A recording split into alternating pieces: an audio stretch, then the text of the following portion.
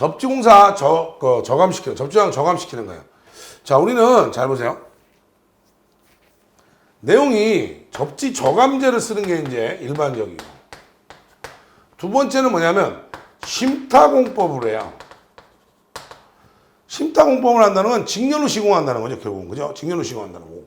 그 다음에 매설 깊이를 깊게 하는 거고요.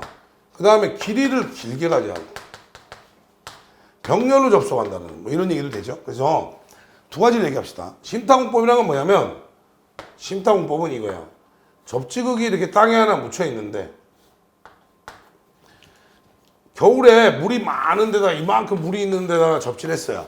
접지는 물이 많은 데다 하는데 안 되니까, 그죠? 안 되니까 뭐예요? 하나를 더 때려박는 거예요. 이렇게 더 깊이. 그럼 여기 이제 안 오는 지역으로 오잖아요. 그러니까 결론은 뭐야? 이렇게 한다는 거예요. 동결이 되면 뭐예요? 접지를 안 한 걸로 보기 때문에, 그죠? 동결이 되면, 그죠? 접지를 안 한 걸로 보기 때문에 어떻습니까? 심타를 통해서 더 때려박는 방식이 있고, 그 다음에 아예 처음부터 그냥 야, 이렇게 두 개씩 하지 말고, 그럼 두 개 하면 직렬이잖아요. 이거 하지 말고 처음부터 이렇게 긴 걸로 해, 이만큼. 이게 됩니까? 그게 이거야. 이해됐습니까? 이 두 가지가 그렇게 다른 얘기예요. 이해됐습니까? 확인하시기 바랍니다. 이런 내용들은 매설 깊이를 깊게 가져간다, 이런 건 다. 그러니까 요 세 개는 다 뭐다? 동결에 대한 거예요. 왜냐하면 접지는 기본적으로 물이 많은 데다 하기 때문에 물이 빠지지 않게 하는 장치도 필요하고요. 뭐 여러 가지 필요하다는 거죠. 그래서 그런 내용들이에요. 자, 37번입니다. UPS에 대한 블록 다이어그램 그려라. 요거는 뭐 무조건 그려야 되죠. 일단 UPS 블록 다이어그램 무조건 그리시는 게 좋고, 두 번째는 이제 설명을 해라는 거야. 무정전 전원 공급 장치예요. 그래서 상시에는요, 그죠? 상시에는 어때요? 상시에는 이렇게 와서 충전을 여기다 해뒀다가, 그죠? 맞아요? 자, 그 다음에 또 어떻게 해요? 주목. 상시에 하는 게 두 가지가 있어요. 요렇게 가기도 하고, 요렇게 해서 가면 바로 그냥 축전지 안 거치고 가면, 여기 충전했으면 하면 어떻게 돼요? 인버터를 통해서 직류를 교류로 바꿔서 정전압 정주파수로 공급한다는 얘기예요. 그러면 이렇게 했는데 사고가 되면 어떻게 돼요? 이 부분 다 잘려나가는 거죠. 사고가 나면 정전이 되면 이렇게만 공급한다, 이런 얘기죠. 됐습니까? 요거 잘 확인하세요. 그 다음에 축전지에는 이렇게 양방향으로 그리는 것도 잊지 마시고요. 들어오고 나가야 되는 거죠. 그죠? 자, 그 얘기예요. 여덟 번째입니다. 공용접지예요, 공용접지. 공용접지라고 하는 것은 여러 개의 접지극이 있는 경우에 묶어서 하나로 쓰자라는 거예요. 이해됩니까? 이거 공용접지라고 하죠. 그래서 공용접지라고 했는데, 이런 경우하고 단독접지인데, 독립접지하고 비교해서, 그죠? 장단점을 써놨는데, 접지도체가 이제 짧아지죠. 접지선이 이만큼 내려올 것들이 세 개가 없어진 거잖아요, 지금. 그죠? 그러니까, 보정은 용이하고, 병렬이 되니까 접지한가가 얻을 수 있고, 접지형의 신뢰도가 올라간다. 쉽게 얘기하면, 하나만 났을 때는 접지가 안 되는 경우도 있지만, 이렇게 붙여놓으면 어쨌든 접지된다는 거예요. 그 다음에, 얘가 예를 들어서 피레기면, 피레기 통해서 들어가면, 다른 데로 올라갈 수도 있어요. 영향을 미칠 수 있어요. 이해됩니까? 보호 대상물을 제한할 수도 있어요. 왜? 공용접지라고 하는 건 옛날에는 어떻게 했냐면, 이거는 거야. 피레 설비는 제외였는데, 지금은 다 붙였어요. 그래서 피레층과 공용하면 어떻게 해요? 영향을 받을 수 있다는 거죠. 그래서 이런 것들이 단점이었어요. 공용접지를 지금 이제 공용접지 얘기를 굉장히 많이 하는데, 현재는 그죠? 공용접지 형태로 많이 얘기를 합니다, 지금. 과전류예요, 과전류. 과전류는 뭐야? 과부하전류. 단락전류예요. 근데 과부하전류하고 단락전류인데, 과부하전류의 경우에도 항상 제가 이렇게 얘기했어요. 우리는 전선에서는요, 무슨 전류라고 그래요? 허용전류라고 부르고요. 이렇게 하면 안 되지. 전선에서는 허용전류라고 부르고, 기기에서는 정격전류라고 그래요. 둘 다 같은 내용이 뭐라 했어요? 온도 상승을 초과하지 않는 범위라는 거예요. 그러니까 뭐예요? 허용전류라는 건 뭐예요? 전선의 온도 상승이 허용 온도 상승을 초과하지 않는다는 거. 그다음 두 번째는 기기의 경우에 정격전류라는 건 뭐예요? 보세요. 기기에서는 정격전류, 전선에서는 허용전류라는 거야. 이건 뭐야? 온도 상승이 허용 온도 상승을 넘어가지 않는 상태지만 과부하 전류는 이거를 어느 정도 초과한다는 거야. 과부하 전류는 이거를 원래 얘네들은 뭐야? 온도 상승 범위를 초과하면 안 되는데 이걸 초과하는 거야. 초과했는데 보니까 어때요? 자동 차단해야 되겠다. 이거를 뭐 한다? 과부하 전류라고 합니다. 과전류라고 합니다. 그래서 과부하 전류하고 단락 전류입니다. 단락 전류야 뭐 전로의 성단이 임피던스가 거의 0인 상태로 접촉이 되는 이런 상태죠. 그래서 그 얘기 두 가지. 코로나 현상이에요. 그죠? 전설로 부근에, 그죠? 애자 부근에 임계전압 이상이, 그죠? 이 다 문제 써있네요. 코로나 현상. 뭐야? 뭐 이렇게 안 써도 돼요. 이렇게 안 써도 되고, 그죠? 코로나 뭐야? 전선 주위에, 그죠? 전이 경도가 상승의 영향에 따라서 공기가 부분적인 어떤 절연 파괴를 일으키고 그에 의해서 빛과 소리를 내는 거다. 이런 얘기죠. 맞아요. 그 다음에 코로나 영향. 여러분들이 이렇게 하지 말았지 내가. 코로나 손실이 발생합니다. 이렇게 하지 말라 했어요. 이것 때문에 뭐야? 송전율이 떨어진다는 게 영향인 거죠, 지금. 맞아요. 두 번째, 통신 유도장애, 고주파 유도장애, 코로나 잡음, 전선 부식이 된다. 그죠? 그 다음에, 우리가 하나 더 쓰라면 전파장애 같은 것도 발생할 수 있다. 그 다음에 방지책은요, 복도체, 다도체를 채용하거나 가선금고를 개량하는데, 만약에 3개를 쓰라고 하면 어떻게 써요? 굵은 전선을 사용합니다. ACSR이나 중공전선 같은 이런 굵은 전선을 사용한다. 이것도 하나 더 알아두시면 좋겠죠? 41번입니다. 이제 아몰포스 변압기. 이거는 이제 사실 요새는 시험 문제를 내기가 좀 어렵다. 이거는 사실 아몰포스 변압기. 그죠? 그래서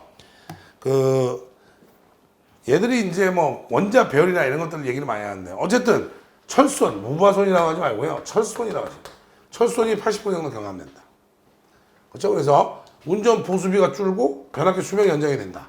그 다음에 그죠? 고효율이고 컴팩트화할 수 있다. 이런 거. 나머지는 이런 건 다 버리세요. 이런 건 버리세요. 그냥 간단하게 쓰세요. 그 다음에 우리는 쉽게 얘기하면 높은 경도나 낮은 취성으로 인해서 제작상 그러니까 이 구조를 해서 크게 만들지도 못하고요. 이런 문제가 있다는 거야. 그래서 구조적으로 어렵다. 그 다음에 포화자수 밀도가 상당히 낮은 편이고 점정률, 실제로 쓰는 거에 비해서 공간은 이만큼 있는데 어때요? 공간은 이만큼 둬야 되는데 실제 쓰는 건 요만큼이야. 그렇기 때문에 원가만 올라가지 이게 안 쓴다는 거야. 그래서 이건 사실 지금 현재 한전에서도 주상변압기 일부 썼다가 지금 철수하고 있는 상황이기 때문에 이거는 시험 문제가 나오지는 않을 거라 생각을 합니다. 제가. 그죠? 자, 특과 고압 수전 설비에 수전에서 대용량의 단상 전기로 등을 사용할 경우에 부하 불평에 제한이 있다는 경우가 있습니다. 자, 그래서 빈칸에 들어가는 말은 어떻게 하냐? 그래서 단상부하 1개인 경우는 역부위로 결손해야 된다. 단상부하 2개인 경우는 뭐야? 전압 불평을 해소하기 위해서 스코트 결선을 쓴다. 3개면 선로 전류가 어떻게 평형이 되도록 한다. 뭐 이렇게 3가지. 사실 이런 거는 나오면 그죠? 나오면 거의 그죠? 응? 틀린다 이거죠. 이런 내용이 다 어디 있냐? 내성 규정이 있단 말이죠. 내성 규정이 다 있는 내용이에요.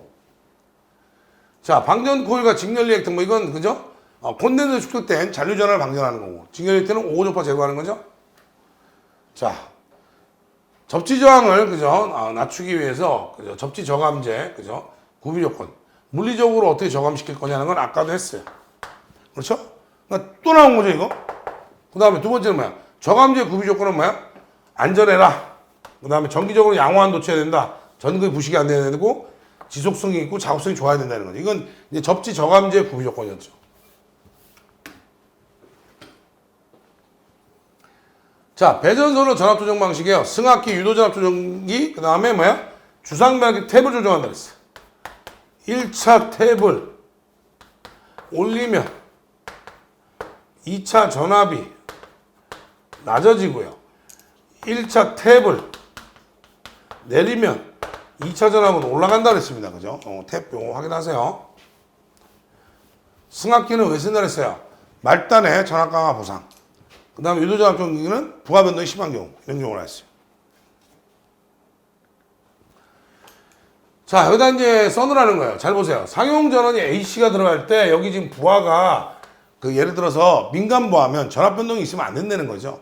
예를 들어 이게 반도체 장비야. 전압 변동이 있으면 안 되지. 여기다 넣어야 될 건 뭐예요? 일단 AVR이야. 자동 전압 조정기. 이해됩니까? 두 번째는 여기는 뭐 다 알죠? 여기는 컨버터고요. 여기는 인버터고요. 여기는 축전지예요. 요건 뭐야? 절체형 개폐기인 거죠, 그죠? 그래서 절체라고 하기도 하고요. 전환이라고 써도 틀리지 않아요. 그죠? 절체, 전환 다 같은 얘기입니다. 차단계 트립 방식이에요. 네 가지. 직류전압, 콘덴서, CT, 부족전압 네 개예요. 반드시 네 가지 외워야 됩니다. 그렇죠? 직류전압 트립 방식은 뭐야? 직류전원의 전압을 트립코일에 인가하는 거예요. 아니 뭐 이거 안 해도 직류전압을 트립코일에 인가하면 되죠. 맞아요. 두 번째. 콘덴서 트립 방식은 1차에 정류기를 쓰는 거예요. 콘덴서 충전하는 겁니다. 이해됐습니까? 그 다음에 CT는요. 이게 이제 일반적으로 과전류 트립 방식과 거의 비슷하죠. CT 2차 전류가 정해진 값보다 초과되면 트립되는 거예요. 요걸 얘기하는 거고. 부족전압은요. 2차 전압을 항상 트립코일에 두고 1차 전압이 떨어지면 트립하는 방식이에요. 이 부족전압 트립 방식은 대부분 다 뭐라고요? 정전 시에 동작시키는 그런 방식이라 했습니다. 48번입니다. 1번에서 4번까지 들어가는 우리말 명칭을 쓰고 했는데 그렇죠? 1번부터 4번까지 들어가는 우리말 명칭을 쓰고 얘기를 했었어요. 그 다음에 바이패스 트랜스포머를 설치하나요? 그죠? 그죠? 바이패스 변압기죠? 그 다음에 UPS 다 이거 확인해라 하는데 거기 다 있는 거죠, 뭐. 뭐야? 여기는 컨버터, 여기는 인버터, 여기는 뭐야? 축전지죠. 맞아요? 얘는 뭐야?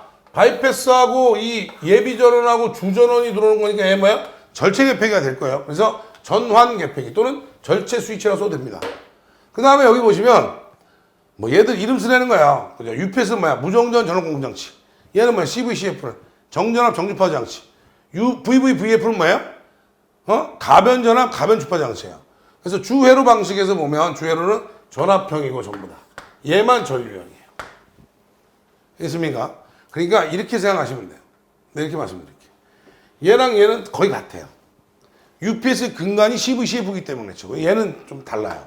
그래서 보시면 이렇게 보시면 되죠. 얘랑 얘랑 똑같다고 했는데 보세요. 컨버터, PWM, 인버터 이거 다 똑같을 거고. 맞아요? 전부 요새는 다 IGBT 쓰고요. 그 다음에 보세요. 무정전이고요. 정전압 정주파수잖아요. 맞아요? 가변전압 가변주파수는 아니죠? 얘는 뭐야? 정전압 정주파수지 이걸 무정전에 쓰는 건 아니란 말이에요. 얘는 뭐야? 가변전압 가변주파수만 쓰는 거예요. 무정전은 얘만 되는 거야 지금. 됐습니까? 그것만 생각하시면 크게 어렵지 않죠. 그래서 인버터, 컨버터는 전부 다 뭐다? 스위칭은 다 뭐야? PWM 제어를 한다. 펄스폭 제어를 하고. 그 다음에 디바이스만 뭐야? IGBT다. 그죠? 49번입니다. 이게 이제 작년에 나온 문제죠? 작년에 나왔어요. 단락 용량 경감내체, 단락 용량을 건드려 보세요, 이렇게. 퍼센트 임피던스 100에 적용량. 얘를 줄이려면 퍼센트 임피던스를 올려야 된다. 고임피던스 기기를 쓰고. 개통을 연계하면 임피던스가 작아지죠? 개통을 분리한다. 그 다음 뭐야? 개통에 차단기가 있으면